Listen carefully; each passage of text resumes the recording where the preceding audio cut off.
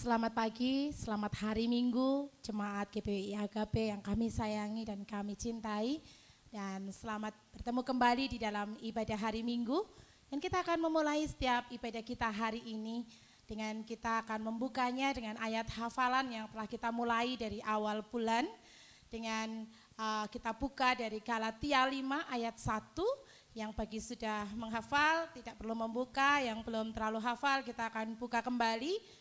Dari Galatia 5 ayat 1. Galatia 5 ayat 1 berkata, supaya kita sungguh-sungguh merdeka, Kristus telah memerdekakan kita, karena itu berdirilah teguh dan jangan mau lagi dikenakan kuk perhambaan.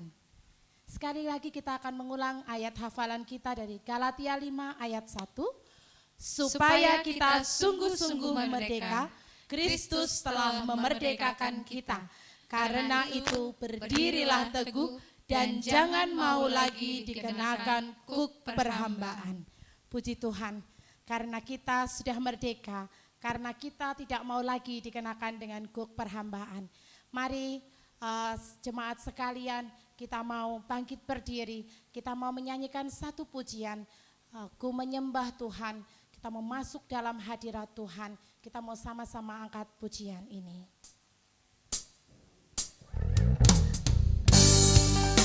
Kita mau memasuki setiap ibadah kita hari ini. Kita mau menyembah Tuhan kita. Kita memasuki setiap kudusan dengan Tuhan kita.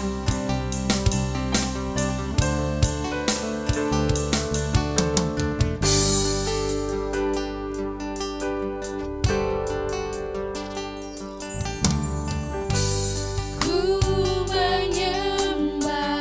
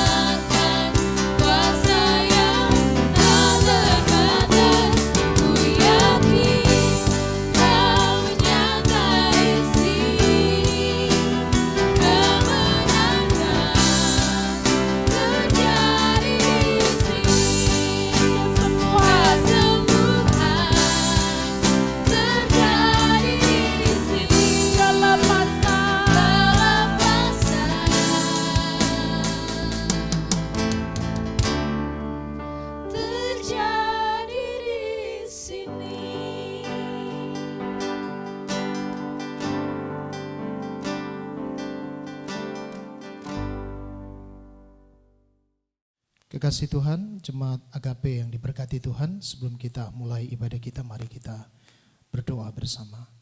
Bapa di surga, kami bersyukur atas kasih setiamu yang begitu luar biasa bagi kami. Hingga saat ini kami memasuki minggu kedua di bulan Agustus. Kami tetap merasakan dan menikmati anugerah penyertaan perlindungan Tuhan yang ajaib.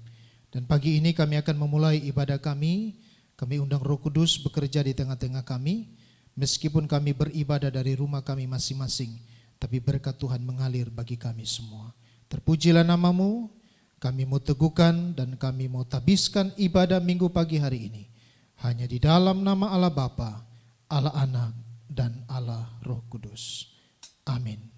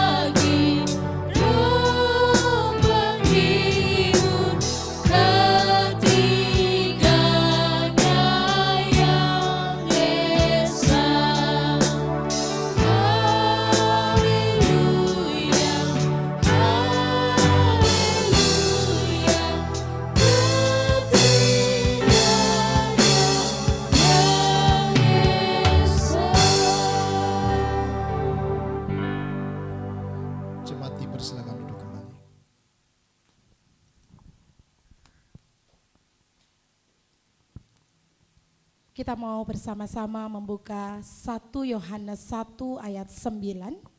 Kita akan bersama-sama membuka dari 1 Yohanes 1 ayat 9.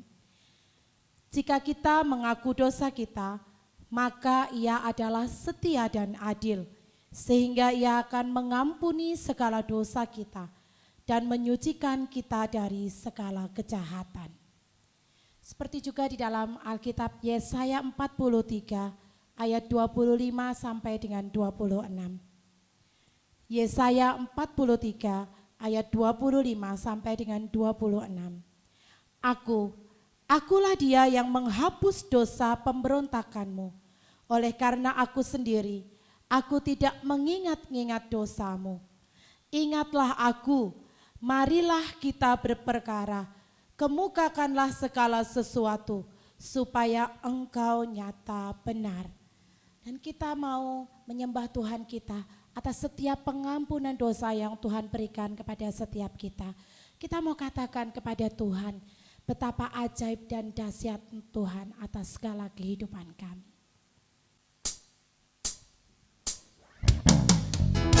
Pengampunan Tuhan atas setiap dosa-dosa kita begitu luar biasa.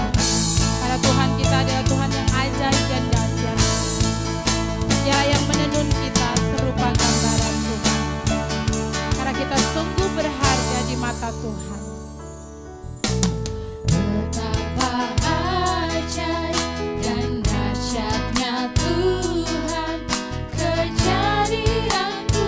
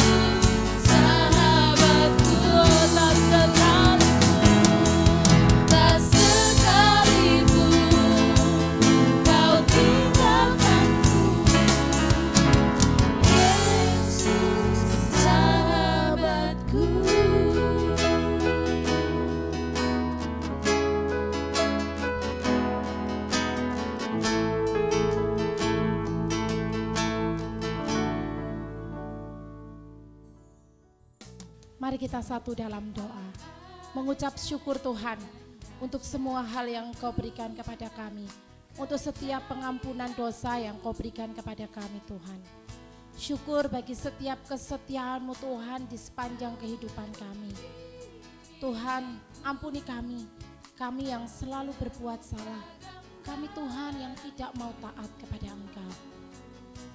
Tak sekalipun Tuhan Engkau meninggalkan kami. Engkau Tuhan adalah sahabat dalam setiap kehidupan kami. Terima kasih Tuhan untuk pengampunan yang terus-menerus Engkau berikan kepada kami. Biar setiap pengampunan yang Kau berikan kepada kami Tuhan, melayakkan kami untuk kami boleh hidup dekat dengan Engkau. Tuhan Allah yang menyertai setiap kami. Tuhan Allah yang memberkati setiap ibadah kami hari ini. Kami layak untuk kami boleh masuk dalam hadirat-Mu. Kami layak untuk boleh mendengarkan kebenaran firman-Mu. Terima kasih Tuhan untuk pengampunan yang Kau berikan kepada kami. Dalam nama-Mu Tuhan, kami mau letakkan setiap dosa-dosa kami. Kami mau buang jauh-jauh dosa kami Tuhan. Dan kami mau hidup baru bersama dengan Engkau. Dalam nama Tuhan Yesus. Amin. Di dalam 1 Petrus 2 ayat 10 berkata, kamu yang dahulu bukan umat Allah, tetapi yang sekarang telah menjadi umat-Nya.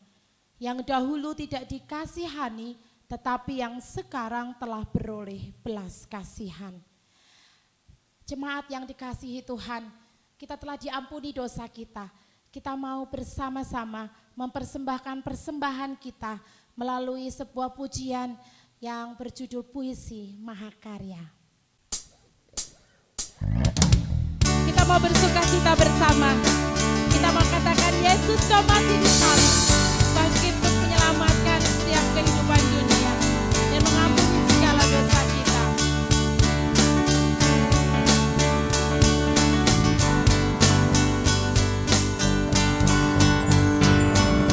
Yesus Kau mati di salib, bangkit untuk selamatkan dunia. Ampuni segala dosaku, Kau juru selamat dan Tuhanku. Ubahkan ku jadi baru, tolongku hidup bagimu. Ubahkan ku jadi baru, tolongku hidup bagimu. Katakan lebih sungguh lagi, Yesus Kau mati di salib. Katakan bahwa bangkit untuk selamatkan dunia. Yesus Kau mati di salib, bangkit untuk selamatkan dunia. Ampuni segala dosaku, Kau juru selamat dan Tuhanku. Ubahkan ku jadi baru, tolongku hidup bagimu. Ubahkan ku jadi baru, tolongku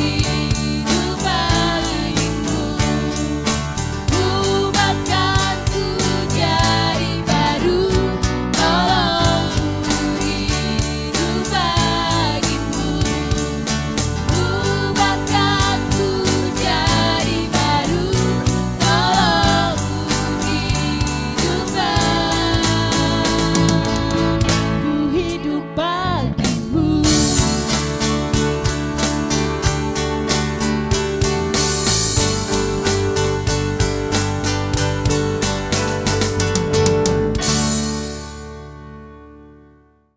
Mari kita satu dalam doa.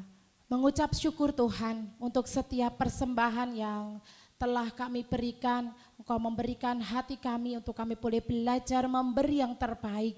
Biar Tuhan setiap persembahan yang kami berikan ini boleh Tuhan menjadi kesenangan-Mu Yesus. Boleh Tuhan menjadi alat untuk kami melayani Engkau. Tuhan yang memberkati setiap pengelola persembahan ini. Tuhan juga yang menggerakkan setiap hati kami. Untuk kami terus Tuhan dan terus memberi yang terbaik. Tuhan berkati dan Tuhan sertai setiap persembahan kami. Dalam nama Tuhan Yesus kami serahkan persembahan kami dalam kuat tangan-Mu. Amin. Saya undang Bapak Ibu Saudara sekalian untuk boleh bangkit berdiri. Kita akan bersama-sama mengakui setiap pengakuan iman rasuli kita.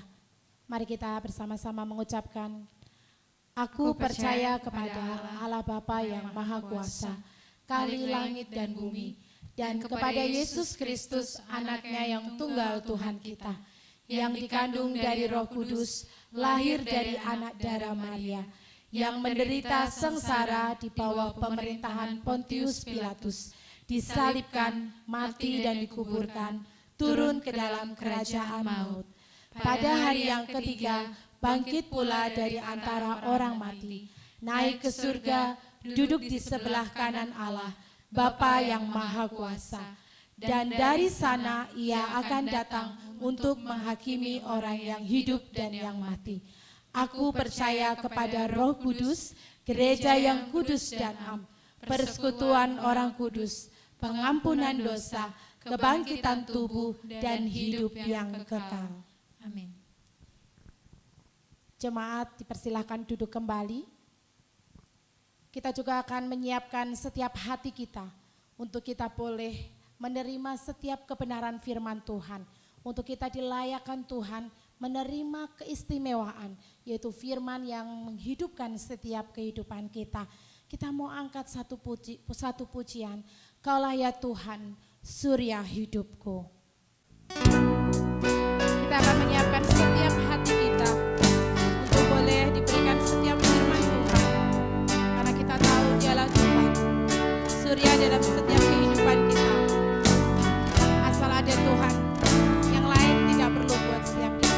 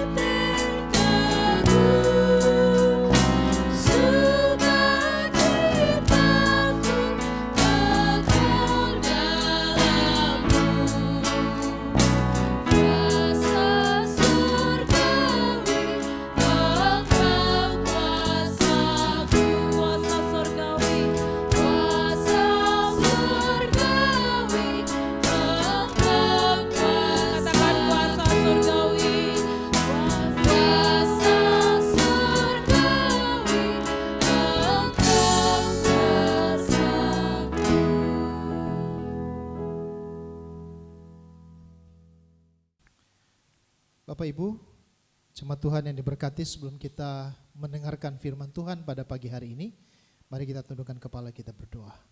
Pimpin kami dalam pembacaan dan perenungan firman-Mu ya Tuhan, agar supaya kami bisa mengerti dan memahami apa maksud Tuhan yang ingin Tuhan sampaikan kepada kami semua melalui perenungan firman Tuhan pagi ini. Berkati kami semua, Di dalam nama Tuhan Yesus, kami siap untuk mendengarkan firman-Mu. Haleluya. Amin. Puji Tuhan, Bapak Ibu yang saya kasihi dalam nama Tuhan Yesus Kristus. Hari ini saya akan menyampaikan tema khotbah mampu melewati masa sukar. Nah saudara, ada begitu banyak peristiwa yang terjadi di sekitar kita di luar dari prediksi dan perkiraan kita. Ada banyak hal yang terjadi dalam kehidupan kita di luar dari perkiraan kita. Masih ingat ya, mengawali tahun 2020 ada begitu banyak orang yang memiliki rencana di akhir tahun 2019 sudah punya planning ya, begitu luar biasa, begitu banyak, tetapi kemudian memasuki tahun 2020 semua planning itu buyar. Kenapa? Karena ada satu peristiwa yang terjadi, yaitu banjir di beberapa kota besar. Di Jakarta banjir, di Bogor banjir, bahkan juga di Tangerang dan beberapa kota yang lain juga mengalami kebanjiran. Saya sudah tinggal di Pastori ya 15 tahun, dan di komplek di mana saya tinggal itu belum pernah terjadi banjir. Kalaupun ada hujan deras itu pasti hanya tergenang di jalan. Tapi awal tahun 2020 banjir terjadi di komplek di mana saya tinggal saudara.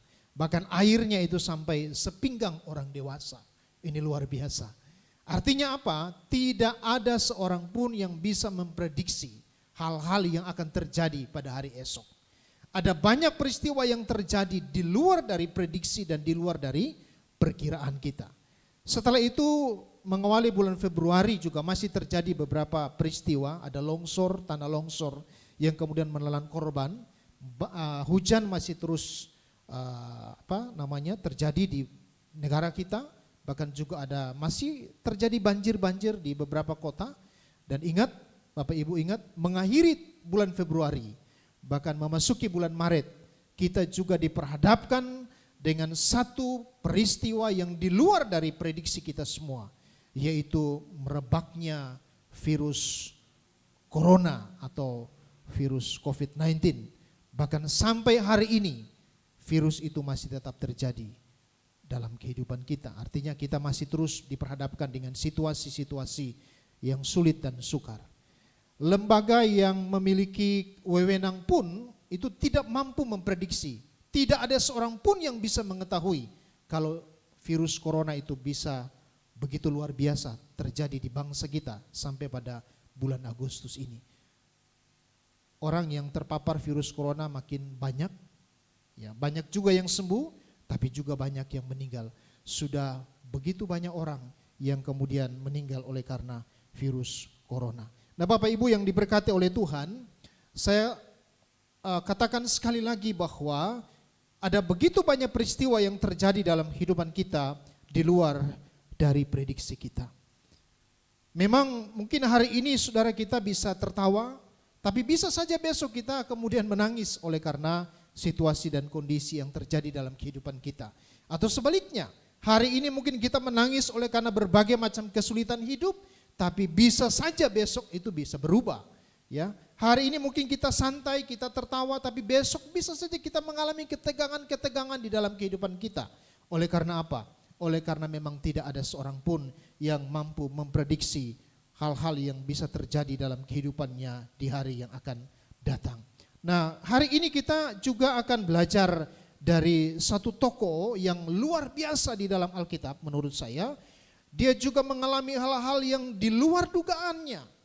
Di luar dari prediksinya, di luar dari perkiraannya. Dia tidak pernah tahu kalau hal itu nanti akan terjadi dalam hidupnya. Dia sedang santai di rumah, sedang menikmati kebersamaan dengan istrinya, dengan keluarganya, tetapi kemudian informasi demi informasi dia dapatkan, dan kemudian ada budak-budaknya yang datang kepadanya memberitahukan tragedi demi tragedi yang terjadi di dalam kehidupannya. Memang saudara, awalnya begitu menegangkan, namun akhirnya dia mampu melewati masa sukar di dalam kehidupannya. Dia berhasil menghadapi sebuah tragedi yang hebat di dalam kehidupannya. Dia berhasil melewati kesedihan yang luar biasa. di dalam kehidupannya. Siapakah tokoh itu? Bapak Ibu pasti sudah bisa mengetahuinya. Mari kita belajar dari seorang tokoh yang bernama Ayub, saudara. Ya, tragedi apa yang dialami oleh Ayub? Kesukaran apa yang dihadapi oleh Ayub? Kesedihan apa yang dirasakan oleh Ayub? Mari kita membuka Ayub pasal 1 ayat 13 sampai 19. Ayub pasal 1 ayat 13 sampai 19. Kita akan belajar dari tokoh ini bagaimana dia mampu melewati kesulitan yang hebat di dalam hidupnya. Ayub 1 ayat 13 sampai 19, demikian bunyi firman Tuhan. Pada suatu hari ketika anak-anaknya yang lelaki dan yang perempuan makan-makan dan minum anggur di rumah saudara mereka yang sulung, datanglah seorang pesuruh kepada Ayub dan berkata, sedang lembu sapi membajak dan keledai-keledai betina makan rumput di sebelahnya. Datanglah orang-orang Seba menyerang dan merampasnya, serta memukul penjaganya dengan mata pedang. Hanya aku sendiri yang luput, sehingga dapat memberitahukan hal itu kepada Tuhan.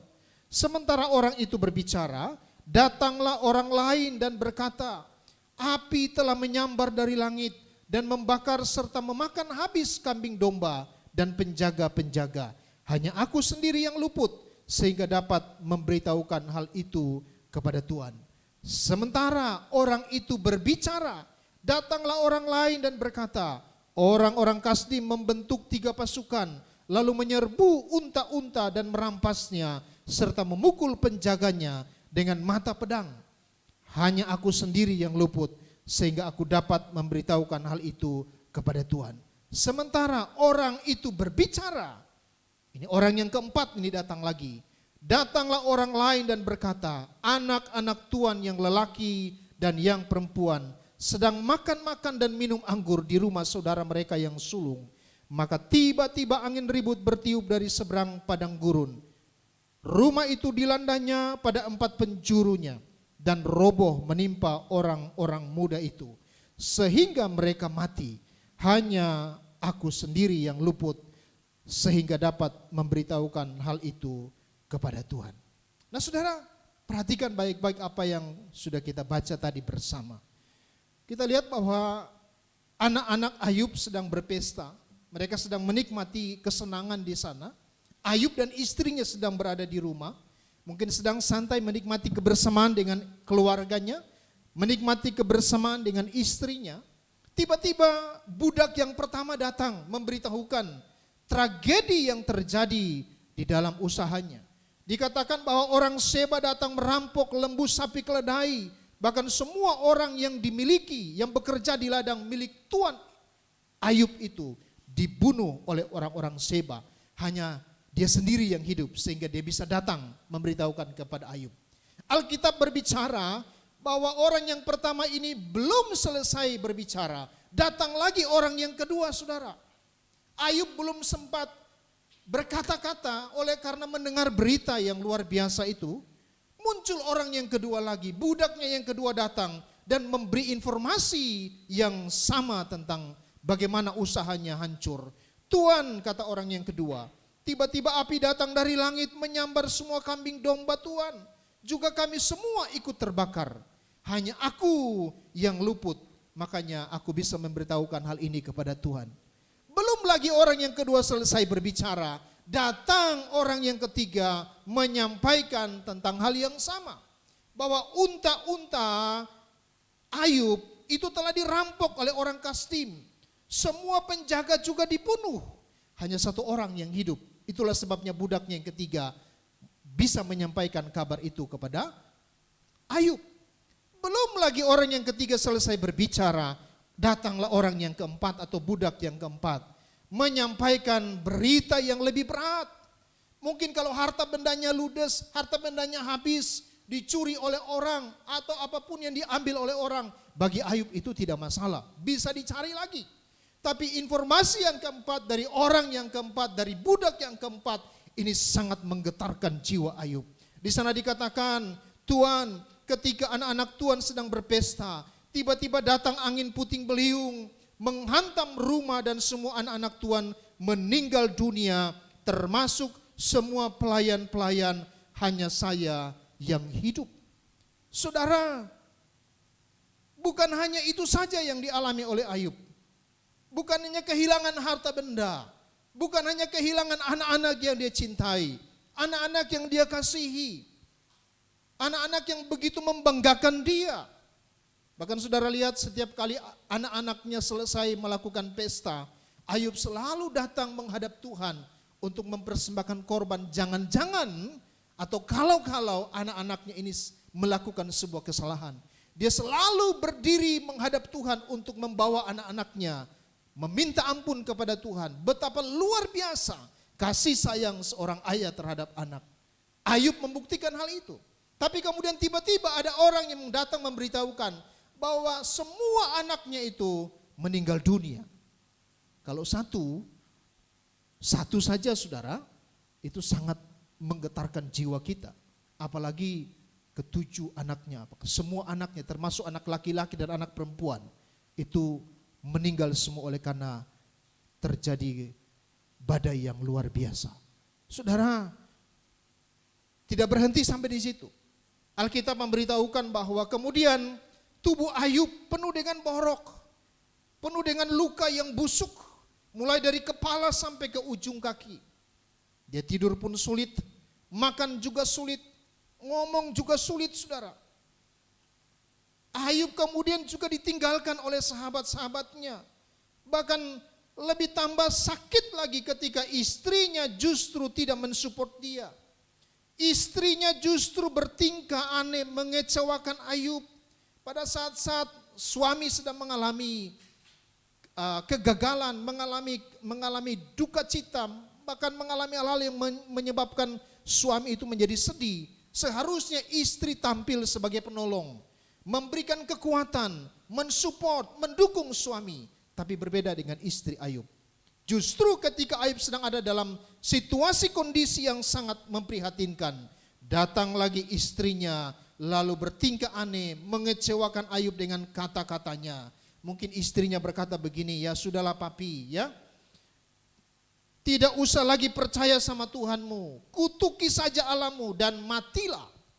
Wow, ini pukulan yang sangat berat yang dialami oleh Ayub. Seperti api menyambar dirinya atau mukanya. Memang saudara tidak mudah.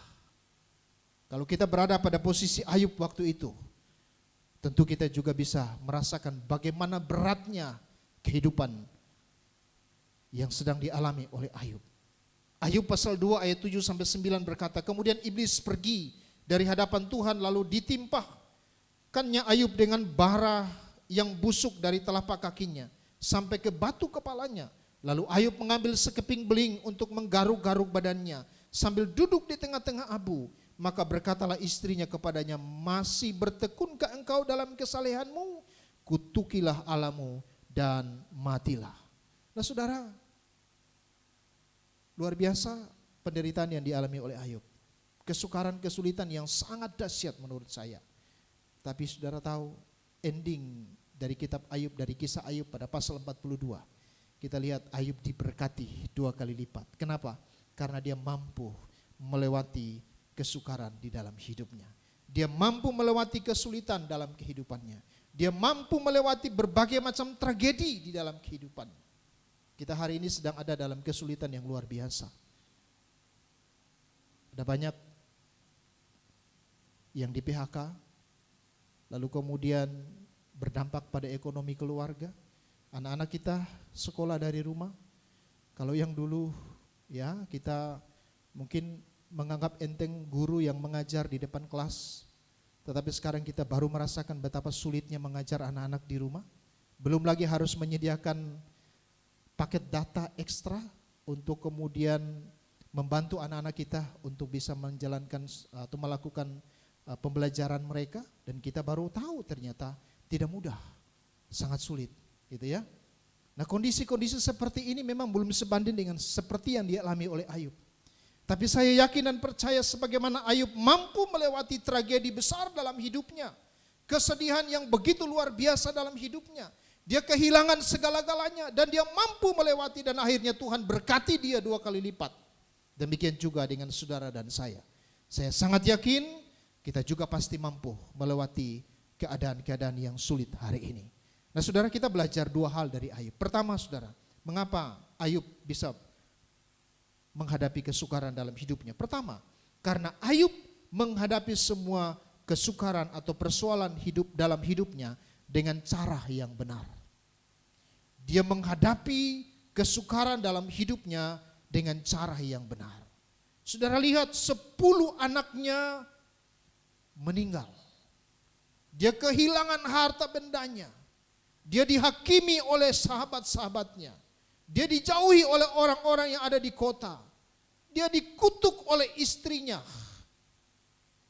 Tetapi Ayub menghadapi semua tragedi-tragedi itu dengan cara yang benar. Saudara lihat Ayub pasal 1 ayat 20. Firman Tuhan berkata begini. Maka berdirilah Ayub, lalu mengoyak jubahnya dan mencukur kepalanya. Kemudian sujudlah ia dan menyembah. Ini yang saya maksudkan dengan Ayub menghadapi tragedi dalam hidupnya dengan cara yang benar. Apa yang dilakukan oleh Ayub? Ayub kemudian berdiri, saudara. Dia mengoyak jubahnya, dia cukur kepalanya. Kemudian dia sujud menyembah kepada Tuhan. Apa maksud Ayub berdiri? Ayub berdiri artinya dia tegar, dia kuat. Kesedihan memang sering membuat kita harus terduduk lemas. Tidak bisa berdiri oleh karena kesedihan yang kita alami. Ada begitu banyak orang yang menghadapi persoalan, dia tidak mampu berdiri, dia terduduk lemas oleh karena beratnya pergumulan hidup. Tapi Ayub tidak. Ayub tidak terduduk lemas, tapi justru Alkitab beritahukan dia bangkit berdiri. Artinya dia masih punya kekuatan ekstra, dia masih mampu tegar, dia masih mampu kuat menghadapi apapun yang terjadi dalam hidupnya. Karena memang dia menghadapi dengan cara yang benar. Ayub berdiri, artinya dia tegar, dia kuat. Dia masih memiliki kekuatan ekstra yang tentu sumbernya itu ialah dari Tuhan. Dia masih punya kekuatan di dalam menghadapi kesedihan itu. Lalu yang kedua dikatakan ia mengoyak jubahnya. Apa artinya dia mengoyak jubahnya? Artinya sebagai tanda penyerahan diri secara total kepada Tuhan dan tunduk pada kedaulatan Allah. Ketika dia menghadapi tragedi dalam hidupnya, apa yang dilakukan oleh Ayub? Ya, yang dilakukan oleh Ayub, dia berdiri lalu dia mengoyak jubahnya, saudara, sebagai tanda bahwa dia menyerahkan diri secara total kepada Tuhan dan dia mau tunduk pada kedaulatan Tuhan. Lalu apalagi yang dilakukan oleh Ayub? Dia mencukur rambutnya. Ayub 1 ayat 20 ya. Dia mencukur rambut. Saudara, dalam perjanjian lama rambut itu adalah lambang kehormatan. Kepala yang gundul itu lambang kehinaan. Makanya kita bisa baca banyak kisah di dalam Alkitab. Ketika ada orang yang kemudian dia merasa terhina atau dia merasa menyesal, dia selalu mencukur rambutnya. Karena rambut itu lambang kehormatan, gitu ya. Dan kepala yang gundul itu adalah lambang kehinaan. Jadi yang dilakukan oleh Ayub adalah dia mencukur rambut. Artinya apa? Dia meletakkan segala kehormatan dan kemuliaan manusiawinya, lalu dia menyatakan bahwa ia makhluk yang hina di hadapan Tuhan. Dia meletakkan segala kehormatan manusiawinya. Siapa dia? Alkitab beritahukan Ayub itu orang yang terkaya di negara itu. Tapi ketika dia menghadapi persoalan yang begitu luar biasa, Ayub tidak mengandalkan kekuatannya. Justru yang dilakukan oleh Ayub adalah dia cukur rambutnya, saudara. Dia lepaskan kehormatan manusiawinya dan dia mau tunduk kepada kedaulatan Tuhan. Dia memiliki pemahaman bahwa memang dia adalah makhluk yang hina di hadapan Tuhan. Dia tidak punya apa-apa. Lalu kemudian selanjutnya dia sujud menyembah kepada Tuhan. Ayub menghormati segala keputusan yang dilakukan oleh Tuhan. Dengan rambut yang sudah dicukur, dia meletakkan segala kemuliaan duniawinya di bawah kaki Tuhan. Dan ini yang dilakukan oleh Ayub. Kemudian dia menyembah kepada Tuhan. Dia menghormati segala keputusan yang Tuhan telah buat di dalam kehidupannya. Nah saudaraku, tentu sikap yang diambil oleh Ayub ketika menghadapi tragedi demi tragedi dalam hidupnya adalah sikap yang benar. Dan sikap yang benar ini berawal atau bermula dari cara hidup yang benar. Ayub pasal 1 ayat 1 sampai 3 memberitahukan kepada kita tentang siapa Ayub. Firman Tuhan berkata begini, Ayub 1 ayat 1 sampai 3. Ada seorang laki-laki di tanah Uz bernama Ayub. Orang itu saleh dan jujur. Ia takut akan Allah dan menjauhi kejahatan. Ia mendapat 7 anak laki-laki dan 3 anak perempuan. Ia memiliki 7.000 ekor domba dan 3.000 ekor unta, 500 pasang lembu, 500 keledai betina dan budak-budak dalam jumlah yang sangat besar. Sehingga orang itu adalah orang yang terkaya dari semua orang di sebelah timur. Firman Tuhan berkata, oleh karena dia adalah orang yang saleh, dia adalah orang yang jujur, dia adalah orang yang takut akan Tuhan. Ini dasarnya saudara, ini fondasinya. Kalau kita takut akan Tuhan, maka otomatis kita akan menghadapi tragedi demi tragedi, persoalan demi persoalan dalam hidup kita dengan cara yang benar. Dan kita tidak salah bertindak. Dasarnya adalah karena Ayub adalah seorang yang takut akan Tuhan. Nah saudara, menarik sekali ya. Saudara lihat ya, Alkitab menulis secara jelas tentang siapa Ayub. Yang pertama, Alkitab mengawali dengan sebuah informasi berkaitan dengan prestasi rohani. 4 prestasi rohani yang luar biasa dari Ayub. Itulah sebabnya dia memiliki cara yang benar menghadapi tragedi. Yang pertama dia katakan Ayub itu jujur. Yang kedua dikatakan Ayub itu saleh. Yang ketiga dikatakan Ayub itu takut akan Tuhan. Dan yang keempat dikatakan Ayub itu hidupnya menjauhi kejahatan. Prestasi secara rohani dibeberkan oleh Alkitab terlebih dahulu. Baru setelah itu dilanjutkan dengan prestasi secara jasmani atau secara badani, secara duniawi. Ya, dikatakan di sana dia punya 10 orang anak, 7 laki, 3 perempuan, ada 7.000 ekor domba, 3.000 unta, 500 pasang lembu, artinya 1.000 ekor, 500 keledai betina. Jadi total semua itu ada 11.000 binatang yang dia miliki. Betapa luar biasa kayanya. Ya, seperti apa luas lahan untuk menampung binatang sebanyak itu. Dan dia punya begitu besar, begitu banyak budak-budak yang bekerja dengan dia. Nah kita lihat di sini bagaimana Alkitab membeberkan tentang kehidupan Daud. Ya, yang pertama di situ ada berkaitan dengan apa? Dengan prestasi rohani terlebih dahulu. Barulah kemudian diikuti dengan prestasi secara jasmani. Artinya apa? Ketika seseorang itu takut akan Tuhan, ketika seseorang hidupnya menjauhi kejahatan, ketika seseorang hidupnya saleh, ketika seseorang hidupnya jujur di hadapan Tuhan, maka Tuhan pasti akan memberkati kehidupannya. Amin saudara. Seperti Ayub. Nah itulah sebabnya Ayub ketika diperhadapkan dengan persoalan, dengan pergumulan yang begitu berat, Ayub mampu menghadapinya. Dia menghadapi persoalan dalam hidupnya dengan cara yang benar. Bagaimana dengan kita, Bapak Ibu yang diberkati Tuhan? Mari kita belajar dari Ayub. Ketika saudara dan saya hidup takut akan Tuhan, Tuhan akan berikan kita hikmat untuk menghadapi berbagai macam persoalan dalam hidup kita. Ketika saudara dan saya mengandalkan Tuhan, Tuhan akan memberikan kita hikmat sehingga kita bisa menghadapi tragedi-tragedi, pergumulan-pergumulan dalam hidup kita dengan cara yang benar. Apa yang kita lakukan dan kita kerjakan ketika kita mengalami kesulitan, keuangan. Apa yang kita lakukan dan kita kerjakan ketika kita diberhentikan dari pekerjaan kita.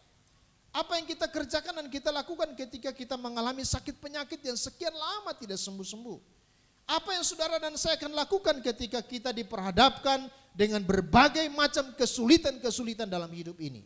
Tergantung dari sebagaimana saudara dan saya membangun hubungan kita dengan Tuhan. Ketika saudara dan saya mengandalkan Tuhan, Tuhan akan menolong kita untuk bagaimana menyelesaikan persoalan-persoalan dengan cara Tuhan, bukan dengan cara manusiawi. Kalau dengan cara manusiawi pasti akan gagal.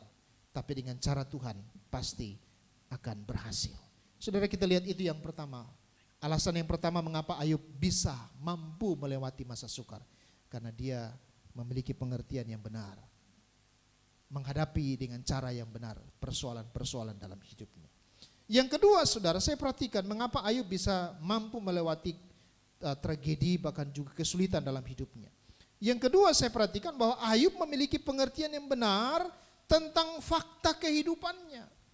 Ya, dia tahu, dia mengerti pengertian yang benar tentang fakta kehidupannya. Saudara lihat Ayub 1 ayat 21 sampai ayat 22. Ayub pasal 1 ayat 21 sampai ayat yang ke-22. Firman Tuhan berkata begini. Katanya, ini kata Ayub ya. Dengan telanjang aku keluar dari kandungan ibuku. Dengan telanjang juga aku akan kembali ke dalamnya. Tuhan yang memberi, Tuhan yang mengambil. Terpujilah nama Tuhan. Ayat yang ke-22. Dalam kesemuanya itu, Ayub tidak berbuat dosa dan tidak menuduh Allah berbuat yang kurang patut. Saudara, pengertian apa yang dimiliki oleh Ayub sebagai sebuah kebenaran. Di situ kita lihat bahwa Ayub sadar, dia sadar bahwa dirinya memang tidak memiliki apa-apa ketika dilahirkan. Kalaupun pada waktu itu dia memiliki harta yang begitu berlimpah, dia juga sadar bahwa itu adalah pemberian dari Tuhan. Bayangkan saudara, tidak semua orang kaya yang punya pengertian seperti Ayub. Tidak semua orang yang sukses dan berhasil punya pengertian seperti Ayub. Ayub berkata, dengan telanjang aku keluar dari kandungan ibuku, maka dengan telanjang pula aku akan kembali. Artinya Ayub sadar, dia tahu fakta kehidupannya. Dia dilahirkan dengan tidak membawa apa-apa. Dan toh nanti kalau dia kembali kepada Tuhan, dia juga tidak membawa apa-apa. Itulah sebabnya dia kuat, itulah sebabnya dia tegar. Meskipun hartanya hilang semua. Meskipun anak-anaknya juga meninggal semua. Tubuhnya juga digerogoti dengan penyakit yang luar biasa. Tapi karena dia memahami bahwa fakta kehidupannya, dia datang ke dunia tidak membawa apa-apa. Dan dia nanti akan kembali juga dengan tidak membawa apa-apa. Itulah sebabnya dia dimampukan oleh Tuhan melewati kesulitan demi kesulitan dalam hidupnya. Saudara, ada begitu banyak orang yang terjebak dalam kesedihan yang berkepanjangan, bahkan merasa kehilangan yang begitu dalam karena memiliki pengertian yang salah tentang fakta kehidupannya. Mereka memahami bahwa apa yang mereka miliki itu adalah miliknya, milik mereka. Sehingga ketika Tuhan izinkan itu hilang dari hidupnya, ketika Tuhan mengambilnya, mereka mengalami kehilangan yang begitu luar biasa. Mengapa? Karena mereka memiliki pengertian yang keliru tentang fakta kehidupannya. Mari miliki pengertian yang sama seperti Ayub. Kita lahir ke dunia ini dengan tidak membawa apa-apa. Kalaupun hari ini Tuhan percayakan ada begitu banyak berkat dalam hidup kita. Kita punya pekerjaan yang baik. Kita mendapatkan penghasilan dari pekerjaan kita. Ya, kita punya harta dan kekayaan. Kita punya jabatan. Itu semua oleh karena anugerah Tuhan. Itu semua Tuhan titipkan kepada kita. Ayub sadar itu, anak-anaknya bukan milik dia. Hartanya itu bukan milik dia. Semuanya adalah pemberian Tuhan. Karena dia lahir dengan telanjang, dia akan kembali juga dengan telanjang. Harta itu hanya titipan. Kehormatan juga itu adalah titipan. Kedudukan juga itu adalah titipan. Semua adalah titipan. Dan saudara dan saya hanya sebagai pengelola dari semua yang Tuhan berikan. Maka saudara jangan genggam erat-erat sesuatu yang bukan menjadi milik kita. Tetapi kita harus menyerahkan itu kepada Tuhan apabila Tuhan menginginkan itu diambil dari kita. Ayub tidak menuduh Allah yang bukan-bukan. Ayub tidak salah menilai Tuhan. Ayub paham apa yang diperbuat Tuhan itu pasti yang terbaik. Itulah sebabnya sampai pada akhirnya Ayub dipulihkan oleh Tuhan. Sebagai nats terakhir, bagian terakhir dari khotbah saya. Mari kita membaca Ayub pasal 42 ayat 10 sampai 17 berkata begini. Lalu Tuhan memulihkan keadaan Ayub setelah ia meminta doa untuk sahabat-sahabatnya, dan Tuhan memberikan kepada Ayub 2 kali lipat dari segala kepunyaannya dahulu. Kemudian datanglah kepadanya semua saudaranya laki-laki dan perempuan dan semua kenalan yang lama, dan makan bersama-sama dengan dia di rumahnya. Mereka menyatakan turut berduka cita dan menghibur dia oleh karena segala malapetaka yang telah ditimpakan Tuhan kepadanya. Dan mereka masing-masing memberi dia uang 1 kesita dan sebuah cincin emas. Tuhan memberkati Ayub dalam hidupnya yang selanjutnya lebih daripada yang hidupnya yang sebelumnya, yang dahulu. Ia mendapat 14.000 ekor kambing domba dan 6.000 unta, 1.000 pasang lembu dan 1.000 ekor keledai betina. Ia juga mendapat 7 orang anak laki-laki dan 3 orang anak perempuan. Dan anak perempuan yang pertama diberi nama Yemima, yang kedua Kese, yang ketiga Keren Hapuk. Di seluruh negeri tidak terdapat perempuan yang secantik anak-anak Ayub. Dan mereka diberi ayah mereka milik pusaka di tengah-tengah saudara laki-laki. Sesudah itu Ayub masih hidup 140 tahun lamanya. Ia melihat anak-anaknya dan cucu-cucunya sampai keturunan yang keempat. Maka matilah Ayub tua dan lanjut umur. Saudara lihat bagaimana Ayub dipulihkan Tuhan. Kenapa? Karena Ayub mampu melewati berbagai macam kesulitan dalam hidupnya. Dia mengerti, ya, dia memahami bahwa persoalan-persoalan yang terjadi dalam hidupnya itu hanya sementara. Dia mampu melewati dengan bergantung sepenuhnya kepada Tuhan.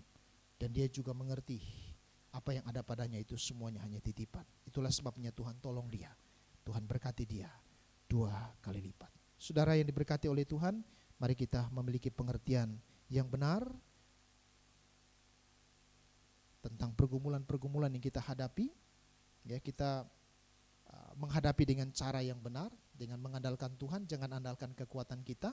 Dan kemudian kita juga memiliki pengertian yang benar tentang fakta hidup ini, bahwa segala-galanya adalah milik Tuhan, bukan milik saudara dan saya.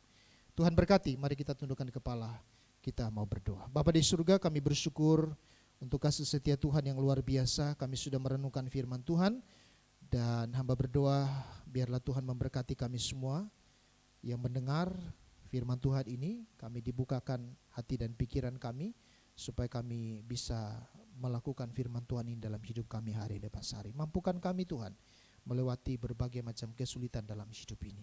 Hamba berdoa bagi jemaat-jemaat Tuhan yang sedang diperhadapkan dengan berbagai macam pergumulan. Tuhan kuatkan mereka dan biarlah Tuhan tolong supaya diberikan kekuatan solusi yang terbaik dari Tuhan. Berkati jemaat-Mu yang sakit, Tuhan pulihkan, sembuhkan, yang lemah Tuhan tolong, yang membutuhkan pertolongan Tuhan secara khusus, Tuhan juga berikan yang terbaik bagi setiap umat-Mu. Bapak yang baik, kami juga berdoa dan menyerahkan bangsa dan negara kami terus doakan pemulihan terjadi bagi negeri kami. Kami tetap menanti waktu Tuhan yang terbaik. Kami percaya waktu-Mu adalah waktu yang terbaik bagi kami. Tuhan tolong pemerintah kami, tolong tenaga medis yang menangani berbagai macam kasus yang saat ini sedang dihadapi, secara khusus penyakit virus corona. Tuhan juga memberkati tenaga medis agar semua mereka tetap ada dalam perlindungan dan penyertaan Tuhan. Tuhan memproteksi kami semua jemaat-jemaat Tuhan. Kami terhindar dari berbagai macam gangguan sakit penyakit apapun, bahkan penyakit virus corona yang saat ini sedang merebak di negeri kami. Tuhan memberkati gereja-gereja Tuhan, berkati orang-orang percaya, berkati juga sinode dan STT, berkati juga para donatur sponsor yang selama ini mensupport, mendukung pelayanan, berkati juga tenaga misionaris yang juga bersama-sama dengan gereja Presbyterian melayani Tuhan di Indonesia. Tuhan yang senantiasa menopang dan memberkati mereka. Terima kasih Bapa di surga, terpujilah nama-Mu. Sempurnakanlah doa kami pada pagi hari ini. Dengan doa Bapa kami akan kami ucapkan bersama-sama. Bapa kami yang di surga, dikuduskanlah nama-Mu. Datanglah kerajaan-Mu, jadilah kehendak-Mu di bumi seperti di surga. Berikanlah kami pada hari ini makanan kami yang secukupnya. Dan ampunilah kami akan kesalahan kami, seperti kami juga mengampuni orang yang bersalah kepada kami. Dan janganlah bawa kami ke dalam pencobaan, tapi lepaskanlah kami daripada yang jahat. Karena Engkaulah yang punya kerajaan dan kuasa dan kemuliaan sampai selama-lamanya. Amin. Firman Tuhan yang menguatkan setiap langkah kehidupan kita. Dan kita akan kembali kepada setiap rutinitas kehidupan kita masing-masing. Dengan kita boleh berbekalkan firman Tuhan yang menguatkan langkah kita. Kita mau katakan, kudaki jalan mulia, tetap doaku inilah Tuhan. Ke tempat tinggi yang teguh, Tuhan yang menetapkan langkah kita semua. Kita kita akan kembali ke setiap kehidupan kita masing-masing. Kita terus mengandalkan Tuhan dalam langkah kita.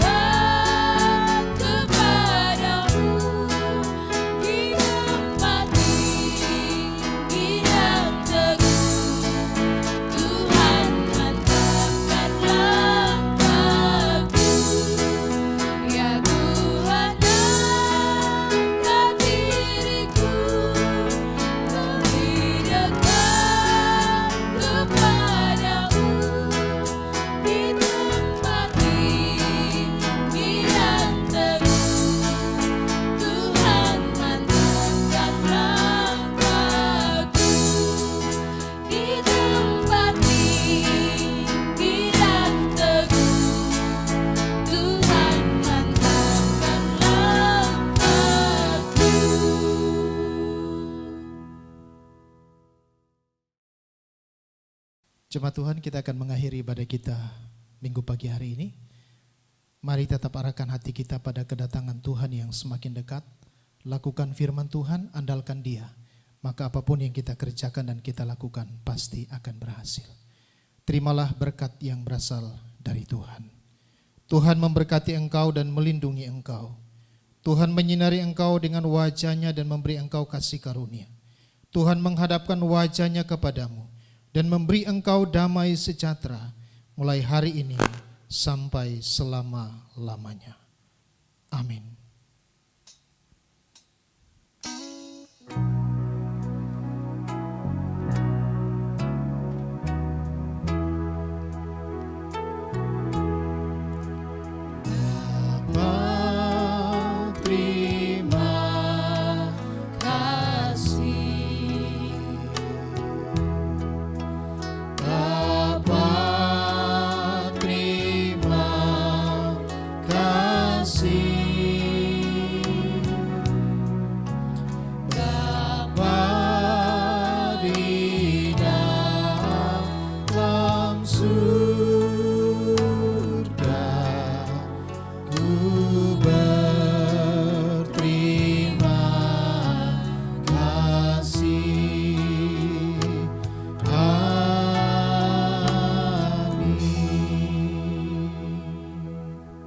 Jemaat Tuhan dipersilakan duduk kembali.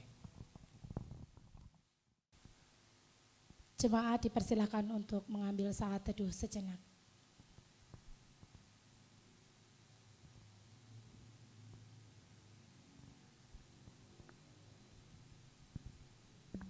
Puji syukur kehadirat Tuhan, karena hari ini Tuhan masih berikan kesempatan kita untuk kita boleh beribadah bersama, walaupun kita berada di rumah kita masing-masing.